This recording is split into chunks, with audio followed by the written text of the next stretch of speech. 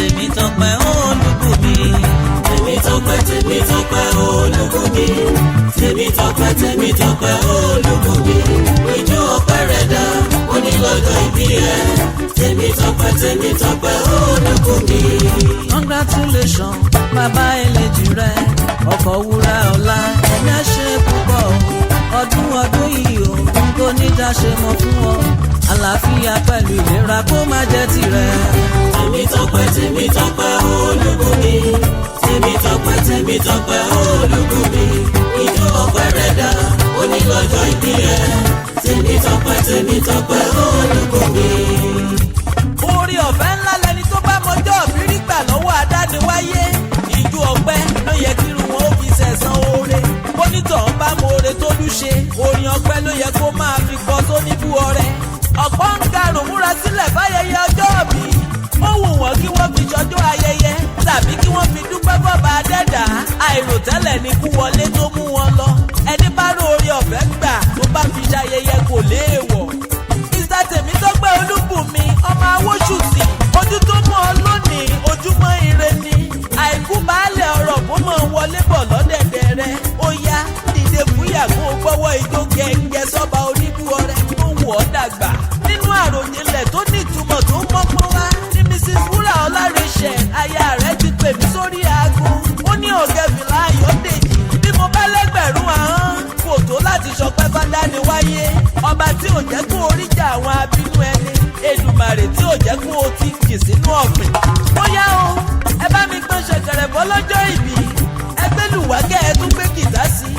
Àwọn èlò orin lọ́lọ́kọ̀ òjọ̀kan. Káwá jọ wúri ẹ̀mí kíkùn fọ́kọ̀ wúrà ọlá. Kójú bàbá ìbejì ó mọ ọrọ́dún mọ́dún. Kó bá wọn gbó, kó bá wọn tọ́, kó bá wọn dàgbàdàgbà lókè èpẹ̀ kó tún mọ́ ọ̀fọ̀ bárì. Temitope Awosusi kó o pẹ́ láyé bí pẹ́pẹ́ ti ń pẹ́. Èmi ò kúkú gbọ́ bí tíran alágẹmọ́ ti kú ní màjẹ̀sí. Mo ní báwọn kánjú rọrùn alákejì. Olúbùnmi ẹnìkan ìbáwọn káṣí láìgbò. O ò ní dẹni àgbégbè. Temitope Olúbùnmi Èdùmàrè ò ní jẹ́ ọmọ sàrí ọmọ láéláé. Aya rẹ̀ ò ní daya aláya. Kábí káọ́là ò ní jẹ́ òjì sínú ọ̀fìn láyé. Orí rẹ̀ ò ní burú tún lórí ẹdìyẹ ò ní burú kó fẹ̀yìn tí ẹ̀yẹ dúdú. Ìpín rẹ̀ ò ní gbàbọ̀dè. Kó o ti ṣọdún ọdún yìí kó o tún ṣẹ̀ mí sí bá mi ṣàmì kó o tún gbé tó àdúrà mi. Ó ní ọjọ́ kìíní nínú oṣù kẹfà ọdún. Ọjọ́ tó làmì tó lágbẹ̀rẹ̀ rere ni.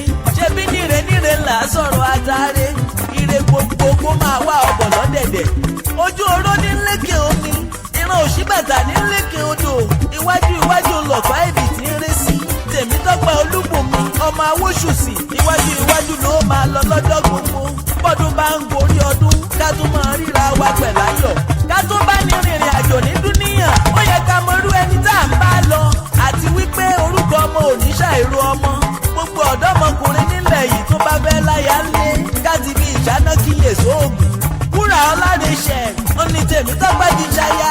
Obìnrin tó gbọ́n tó ní tẹríba jagunjagun ojú òfurufú ní Wúrà Ọlá. Òṣìṣẹ́ elétò ìlera tó múnádóko. Áńgẹ́lì tí ń gbénú ayé. Àtàwọn eléjìrẹ́ ọmọ rẹ̀ pẹ̀lú àwọn ẹ̀gbọ́n wọn pátápátá.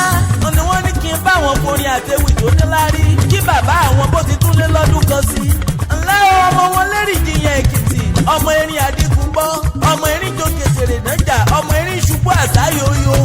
Ọ̀nídìí ti erin mú odò. Òkèlè erin ṣàn sí nínú ìlú tá a gbé bí ọlọ́mọ. Ẹ̀yin gangan lọmọ eléṣì ojúgbèyàn ọ̀rọ̀. Ọmọ eléṣì agbèrú gbọ́mọ yòókù. Ṣebí ìlú Àkúrẹ́ ńlá gbé bí màmá rẹ̀. Ẹ̀yin gangan lọmọ amúdàálẹ̀ gbogbo ẹnu tún ní ṣe. Àkúrẹ́ lómi méjì ó gbèjè èjì láàlà. Ọdọọdún ni dágbọ́n rúwé o.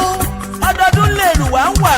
Ọdọọdún làárọ̀ mọ obì lórí àtẹ. Kó o gbẹ́ láyé kọrin kése lọ́la ayárọ́bì lókè. Temitope Olubunmi. Temitope Olubunmi.